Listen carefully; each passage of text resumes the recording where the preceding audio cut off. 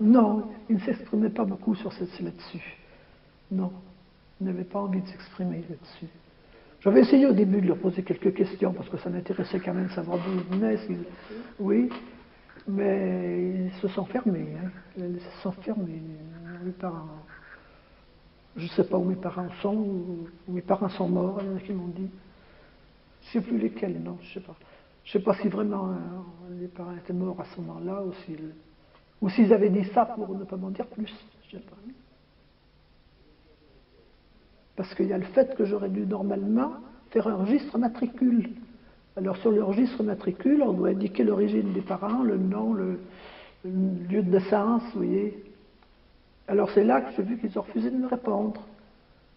Alors j'en avais parlé à Madame Zlatin, puis elle m'a dit, ben non, ne le faites pas, on ne le demandera pas ici. Puis j'ai eu l'inspecteur, et il me l'a demandé, votre registre matricule. Alors j'ai dit, ben j'en ai pas fait, puis Madame Zlatin m'a dit, c'était pas la peine d'en faire. Alors il a compris, j'ai l'impression qu'il a compris, il n'a pas insisté. Il a dit, oui, en effet, ici, ça ne s'impose pas. Oh ben les gens d'Isieux, hein, les gens d'Isieux savaient tous que c'était des enfants juifs. Et puis même dans la région, même déjà dans la région, si je disais, je suis institutrice à la colonie d'Isieux, on me disait, ce sont des petits juifs. On disait, ben je sais pas. Je disais, je ne sais pas. Eh bien parce que d'abord je suis j'étais institutrice laïque, et je n'ai pas à m'occuper de la religion des enfants que j'ai. Et de toute façon, je disais, c'est des enfants comme les autres.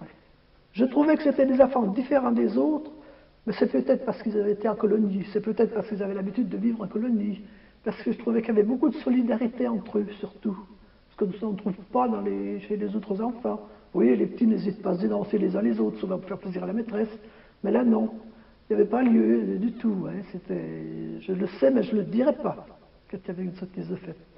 Oui, oui, ça me surprenait, même chez les plus petits. Et puis, je ne sais pas, j'ai trouvé quand même plus dégourdi, plus intelligent. Mais en fait, c'était peut-être le fait aussi qu'ils avaient déjà plus vécu, qu'ils avaient vu beaucoup de choses et qu'ils avaient l'habitude de se débrouiller. Autrement, ça avait le caractère des autres enfants, bien sûr. Non, je trouvais qu'ils parlaient tous français. Je n'ai même pas l'impression qu'ils avaient tellement un accent. Hein. Par contre, moi j'en avais un, j'avais l'accent du budget, et eux ils s'en apercevaient. Je voudrais vous dire qu'ils s'en apercevaient, j'entendais des échos.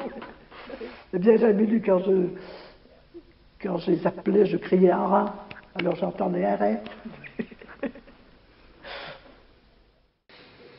Et on est arrivé à Isieux fin d'été, en septembre 43.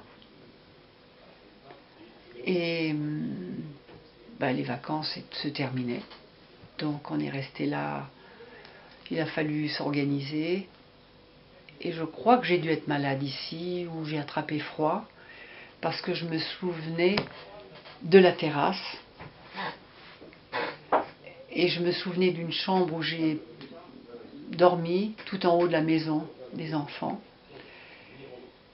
Et il y avait de la buée sur les vitres, et moi je voulais aller à l'école, et on me disait non, toi tu restes là. Donc j'étais encore brimée, encore pas de scolarité, encore défendue je vais avoir de la température, puisque je ne pouvais pas descendre. Et j'écrivais sur les carreaux, parce qu'il y avait la buée, il y avait un tout petit peu de température, et j'écrivais, je gribouillais. Et je disais, ça y est, je sais écrire, alors j'avais jamais appris. Et c'était une plainte, j'avais besoin d'apprendre. Les autres allaient à l'école et moi je voulais y aller, on ne pouvait pas. Et donc je suis restée ici. Ensuite j'ai des souvenirs très vagues du réfectoire. Les enfants étaient un peu partout, il y avait la grange où les grands étaient, moi j'étais ou dans le dortoir des filles ou alors une des chambres tout là-haut où j'ai été installée, je crois.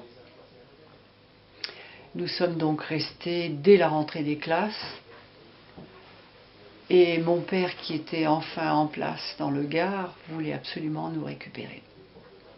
Il a fait des pieds et des mains, l'osait demander des garanties, ne voulait pas nous lâcher comme ça. Et nous, on n'était pas au courant. Hein.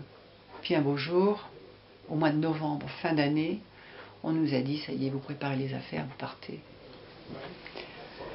Donc le temps de partir, d'arriver là-bas, je ne reconnaissais plus mes parents. Ça a été quelque chose d'effroyable. Je ne parlais plus sa langue à ma mère. Je comprenais encore des bribes.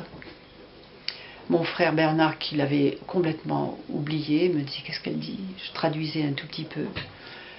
Et voilà des retrouvailles déchirantes où ma mère pleurait, elle ne savait plus. Elle nous retrouvait en bonne santé, à peu près bien. Mais il y avait une espèce de déchirure qui s'est faite après 2 ans et demi, 3 ans de séparation, qui ont été terribles. Moi, ce que je me rappelle des vieux, c'est les vendanges, le petit déjeuner le matin, et je me rappelle même pas comment on mangeait le midi, et le soir, le dortoir, et la fontaine, et le pré derrière. Pour moi, c'était une colonie de vacances pour moi à l'époque. Merveilleux. Je me souviens, moi je me foutais dans la fontaine l'été. Eh bien oui, c'est ça, c'était une colonie de vacances. À l'Aubrenaire. Elles étaient toutes petites, je les adorais ces gosses. C'est la première fois que je les ai vues en photo, elles me fait pleurer.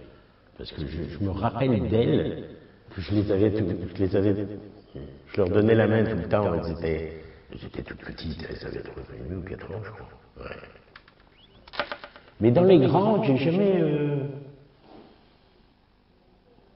jamais trop côtoyé les grands. Je dis, à part Adolphe, et quand il est parti, après, bon, bah, pour moi, ça a été un peu le drame. Le 16 novembre 1943, bon, la date est bien précisée, ensuite on la retrouve dans les documents d'archives. Il est 4h30, donc nous revenons de l'école. À peu près, donc la classe doit finir à 4h, le temps de venir une demi-heure, on se retrouve à 4h30. Ce que je me souviens, c'est que nous arrivons, donc c'était en pente, nous montons, et derrière nous, il y a un camion allemand. Donc j'arrive sur la place, en même temps que le camion allemand. Des hommes en armes en descente, c'est la feldgendarmerie, des hommes en armes, donc qui bloquent les issues des camps et font sortir tout le monde, toutes les personnes présentes. Alors, fort heureusement, tout le monde n'est pas présent à ce moment-là. Donc des femmes sont allées chercher leurs enfants à l'école, ont un peu tardé, ne sont pas rentrées tout de suite. D'autres, voyant les Allemands, arrivent à s'échapper par l'arrière de l'hôtel. Donc toutes les personnes présentes sont regroupées sur le terre-plein qui est devant l'hôtel. Le camion est là juste à côté, et bien entendu, les militaires contrôlent, l'officier contrôle les papiers d'identité. Toutes les personnes juives sont arrêtées. On arrête 20 personnes, dont 5 enfants juifs. Moi je suis là, je suis donc dans la mêlée.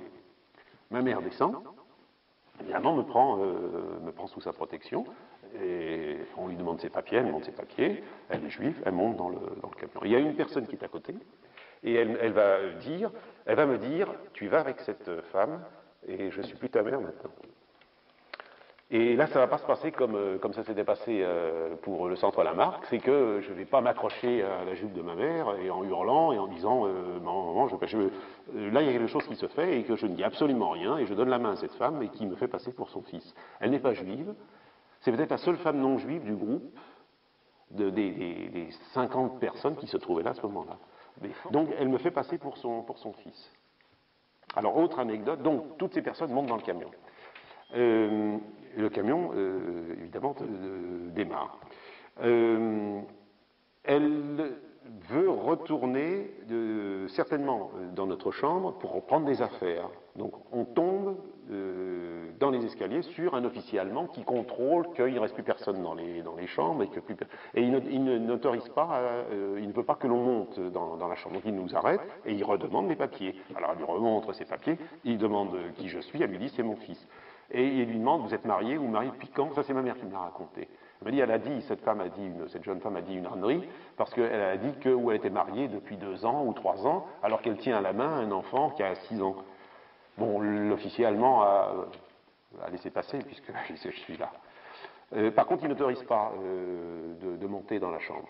Donc on part, et on part comme on est là, c'est-à-dire sans rien, sans valise, sans rien, avec simplement les vêtements que j'avais sur le dos. Donc on est parti en milieu de matinée, on arrive après déjeuner. Donc je me souviens être arrivé, on arrive à Isieux, bon les gosses sont là, peut-être après déjeuner, je ne sais pas, mais pas pour l'heure de déjeuner, parce que je me souviens j'avais faim et il n'y avait rien, et on nous a dit, bon bah vous attendrez au moins le goûter pour manger quelque chose. Bon, donc on intègre une maison qui est bouillonnante de vie, là, il y a 50 gosses là-dedans, et puis bon, on arrive un peu, bon, on ne connaît absolument personne, donc il n'y a pas de comité d'accueil, bon, on est comme ça, dans le lot, et puis complètement assommé par ce qui vient de nous arriver, dans un lieu complètement inconnu, au milieu d'enfants que l'on ne connaît pas. C'est la désolation, c'est vraiment, on est au bout du monde, tout seul, perdu, c'est ce sentiment-là. Ma mère ne pourra jamais me retrouver, elle ne saura pas où je suis, je ne peux pas lui dire où je suis, elle est perdue, et moi aussi je suis perdu. Déjà, je suis dans un contexte qui est perturbant traumatisant pour un gamin, donc je suis là dans de mauvaises conditions, je suis complètement coupé de mon seul lien qui est ma mère. Mon père je ne connais plus, il est parti depuis des années, donc je ne peux pas appeler mon père, j'appelle ma mère n'est pas là. Je suis tout seul, je ne connais personne. Le seul dont je me souvienne, c'est Isidore Kargman, parce que c'était mon voisin. Alors, pourquoi est-ce Isidore Kargman? Parce que en classe, il y avait, certainement c'était le jour où il fallait faire un billet pour l'anniversaire de Madame Zlatin. Alors faire un dessin, un mot gentil pour l'anniversaire de Madame Zlatin. Bon, Madame Zlatin, je ne connaissais pas. Bon, j'ai peut-être fait un dessin, mais Isidore Kargman dessinait des petits bonhommes Nimbus. Alors oui, donc je me souviens de deux chansons de marins que l'on chantait. Le brave marin et chantons pour passer le temps. Ça c'est bien imprimé ça. J'ai peut-être aussi tendance à dramatiser un peu là. Parce qu'en fait, si objectivement on regarde, on regarde en face la situation, c'est pas comme je la raconte. Je suis sauvé des eaux. Il faut, bon, alors les conditions, je suis peut-être un peu rudoyé. Ma mère n'est pas là. Je peux pas demander à une personne de faire un câlin à 45 gosses, 50 gosses. Non, on est dans une période quand même difficile, mais néanmoins, il y a quand même, c'est sécurisant, vous avez des personnes dévouées qui vous prennent en charge, qui vous nourrissent, qui vous hébergent, qui vous protègent, vous avez une salle de classe, si vous êtes malade, il y a un médecin. Il ne faut pas non plus... non, moi je vous donne, si vous voulez, le point de vue de l'enfant de 7 ans complètement perdu dans cet univers. Et puis, donc, on s'est mis tout de suite au travail. Alors, le jardin derrière la maison, aujourd'hui c'est un gazon, c'est très joli, mais c'était une friche. Mais vraiment, il y avait des ronces et des mauvaises herbes, il n'y avait rien. Alors on s'est mis au boulot, c'était assez dur, le début était assez dur, parce qu'il fallait bêcher ça profond, et bon, Miron surveillait ça de près, il nous disait ce qu'on avait à faire. On a semé des légumes, tout ce que ce soit des haricots, des pommes de terre, des salades, des épinards, tout ce qu'un Miron pouvait trouver, on a semé.